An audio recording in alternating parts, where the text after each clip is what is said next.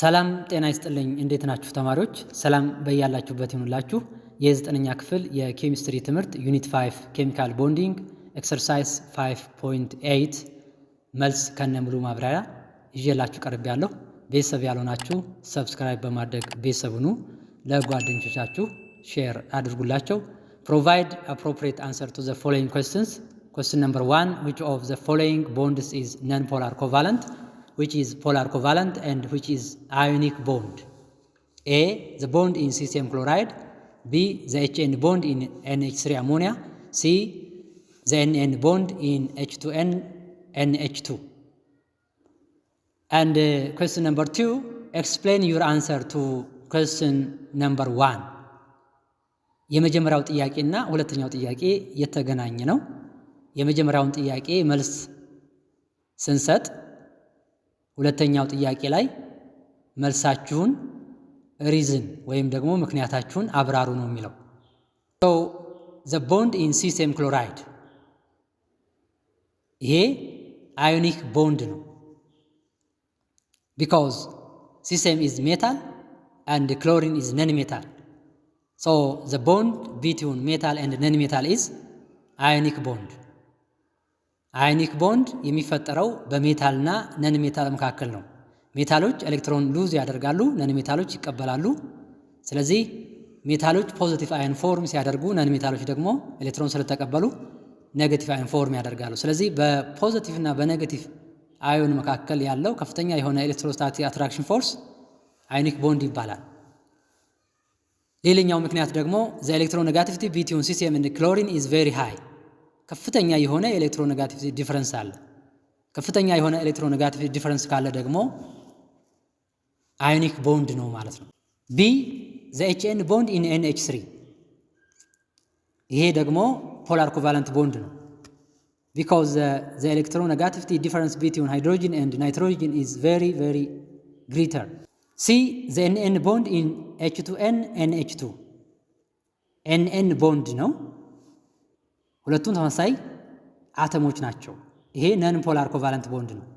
ነን ፖላር ኮቫለንት ቦንድ የሚፈጠረው በሁለቱ አተሞች መካከል ያለው ኤሌክትሮኔጋቲቪቲ ዲፈረንስ ልዩነቱ ዜሮ ከሆነ ወይም ደግሞ ኦልሞስት ዘ ሴም ከሆነ ነን ፖላር ኮቫለንት ቦንድ ይፈጠራል ማለት ነው።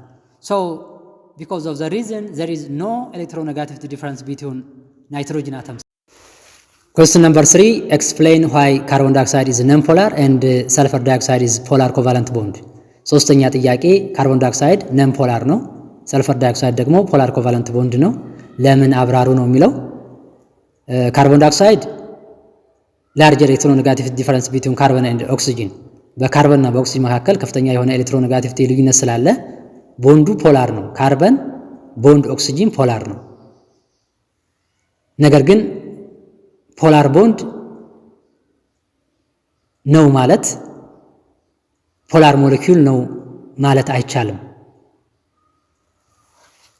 ለምሳሌ የካርቦን ዳይኦክሳይድን ሊቭ ስትራክቸር ስንሰራ ሊኒየር ሼፕ ነው ያለው፣ ሊኒየር ስትራክቸር ነው ያለው። ሊኒየር ስትራክቸር ማለት 180 ዲግሪ ማለት ነው። አሁን ፖላሪቲ measured by dipole moment, polarity በዳይፖል ሞመንት ይለካል። ዳይፖል ሞመንት ደግሞ ቬክተር ኳንቲቲ ነው። ቬክተር ኳንቲቲ ፊዚክስ ላይ ስትማሩ has magnitude and direction። ቬክተር ኳንቲቲ ማግኒቲዩድ እና ዳይሬክሽን አለው። ስለዚህ ዳይፖል ሞመንቱ ወደ ሞር ኤሌክትሮኔጋቲቭ ኤሌመንት ወይም ደግሞ ወደ ሞር ኤሌክትሮን ዴንሲቲ ወዳለው አተም ነው አቅጣጫው የሚሆነው። እንደምታዩት አቅጣጫው ወደ ኦክሲጅን ነው ማለት ነው። ዳይሬክሽን አለው ማለት ነው ዳይፖል ሞመንት። ስለዚህ ሞር ኤሌክትሮኔጋቲቭ የሆነው ሲግማ ማይነስ፣ ኤሌክትሮፖዚቲቭ የሆነው ደግሞ ሲግማ ፖዚቲቭ ነው ማለት ነው የሚሰየው። ስለዚህ አቅጣጫቸውን ታያላችሁ፣ ኦፖዚት ዳይሬክሽን ነው ያለው። ስለዚህ ከካርበን ኦክሲጅን በሁለቱም ዳይሬክሽን ያለው ዳይፖል ሞመንት ፖላር ነው። ማግኒቲዩዱ ወይም ደግሞ ማግኒቲዩድ ማለት ኤክስፕረስ ኢን ነምበር አይደል፣ በቁጥር ነው የሚገለጸው። ማግኒቲዩዱ ደግሞ የዳይፖል ሞመንቱ ማግኒቲዩድ ወይም አማውንቱ ዘሴም ነው ማለት ነው፣ ተመሳይ ነው። ዳይሬክሽኑ ግን ይለያያል። ዳይሬክሽኑ ተለያየ ማለት አንዱ ማይነስ ሲሆን ሌላው ፖዚቲቭ ሊሆን ይችላል ማለት ነው። ስለዚህ ስንደምራቸው ምንድነው የሚሆኑት? ዜሮ ነው የሚሆኑት። ኢኳል ዳይፖል ሞመንት ዊዝ ኦፖዚት ዳይሬክሽን ካንስል ኢች አዘር ይሆኑና ዜሮ ነው የሚሆኑት።